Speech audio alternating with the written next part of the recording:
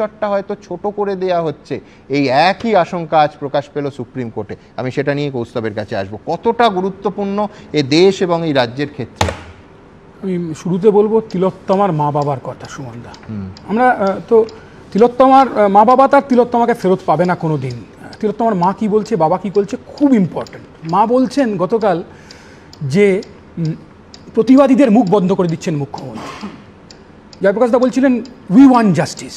আসলে সুমনদা সমস্যাটা হলো উই ওয়ান্ট জাস্টিসের থেকে তৃণমূল বাদ পড়ে গেছে, তৃণমূল নিজেদেরকে বাদ দিয়ে দিয়েছে। আজকে এখানে আলোচনা হচ্ছে সুমনদা অ্যাঙ্কার না ফেলু মিত্তির আমি বুঝতে পারছিলাম না, খালি খটকা খটকা খটকা নিয়ে আলোচনা হচ্ছে। জোকস অ্যাপার্ট, আচ্ছা কেন শুরুতেই আত্মহত্যা বললেন, কেন সিএম বললেন, সিএম মুখ্যমন্ত্রী বললেন প্রধান আততায়ী ধরা পড়ে গেছে? আরে আপনি জানলেন কোথা থেকে উনি প্রধান আততায়ী? ওখানে ঘটনা ঘটেছে আপনি জানলেন কোথা থেকে? আপনি সব জানেন নাকি? সব জানতেন নাকি আপনি?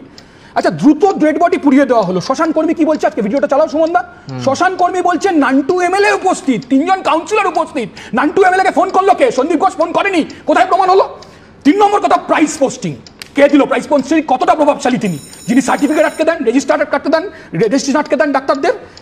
4 নম্বর কথা, ঘটনার স্পটের পাশে পিডব্লিউডির সংস্কার আটকালো মীনাক্ষী মুখার্জি ডিওয়াইএফআই অবস্থান থেকে গিয়ে দৌড়ে গিয়ে। উজ্জ্বল দ্বারাও ছিল, এবিপি আনন্দও ছিল, অন্য বাংলা চ্যানেলও ছিল। আমি স্যালুট জানাই এবিপি এবং অন্য চ্যানেলকে।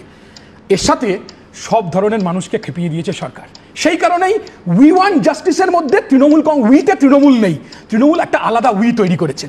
শেষ পর্যন্ত তৃণমূলের 16 কলা পণ্য হবে যদি সঞ্জয়, সন্দীপ আর আজকে যে প্রচণ্ড দৌড়লো এসআই, এরাও যদি বলে we want justice, we want justice, তাহলে 16 কলা পূর্ণ হয়ে যাবে। এর সাথে আমি একটা কথা বলবো খুব গুরুত্বপূর্ণ। কালকে তৃণমূল কংগ্রেস বলা শুরু করেছে, তৃণমূল কংগ্রেস সবটা গুলিয়ে দিতে চায়। তৃণমূল বলা শুরু করেছে উষসী নাকি নিয়ে গোলমাল পাকিয়েছে, ইস্ট বেঙ্গলের হয়ে উষসী গিয়ে নাকি গোলমাল পাকিয়েছে, কল্যাণ চৌবে গিয়ে গোলমাল পাকিয়েছে। আমি তৃণমূলের নেতাদের প্রশ্ন করতে চাই, মোহনবাগান ক্লাবের এক্সিকিউটিভ কমিটির মিটিংয়ে যখন কুণাল ঘোষ যান কি পরিচয় যান?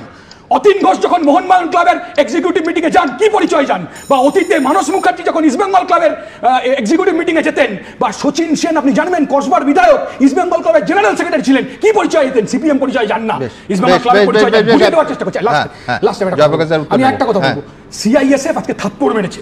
সিআইএসএফ এর ঘটনার পর সুপ্রিম কোর্ট থাপ্পড় মেরেছে। সিআইএসএফ এর ঘটনার পর আবার মিসলিড করার চেষ্টা করেছিল ঘোষবাবু, আবার মিসলিড করা, মিডিয়াকে মিসলিড করা, টুইট করে মিসলিড করা, নিজের টুইট এখন চেঞ্জ করেছেন। কি খারাপ লাগছে বলুন তো?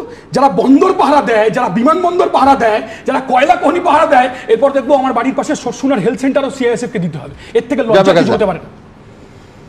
সবই তো হলো, সব তো অ্যালিগেশন, অকাট্য প্রমাণ যেভাবে বলা হচ্ছে। তথ্য লোপাট করেছে আপনার দিদিমণি, এই অকাট্য সিপিপিসির পদত্যাগ চাই, এই অকাট্য প্রমাণ কি বলছেন? সিবিআই তো আছেই তো পকেটে, সিবিআই এর কাছে দেবে, প্রমাণ হবে, দোষীদের শাস্তি হবে। এবার ঘটনাটা হচ্ছে যে যেখানটাতে বারবার আমাদের মুখ্যমন্ত্রী মমতা দি বলছিলেন যে খুব অল্প সময়ের মধ্যে এই তদন্ত করতে হবে, তিনি বলছিলেন মুখে বলছে ফাঁসি আর এনকাউন্টার, এদিকে কপিল সিব্বলকে নিয়োগ করেছে ট্যাক্সপেয়ারদের পয়সায়। পশ্চিমবঙ্গের রাজ্য সরকার ট্যাক্সপেয়ারদের পয়সা খরচা করবে না, আরেকদিকে কপিল সিব্বলকে নিয়োগ রাজ্য সরকারকে ঢাকতে। একদম খুব উত্তেজিত হয়ে গেছে মানুষ, উত্তেজিত মানুষ। We want justice. আপনারা যদি এরকম পালা করে করে এক একজন উত্তেজিত হন এবং প্রত্যেককে 28 মিনিট করে দিতে হয়, তাহলে বললে সেখানে, তাই জন্য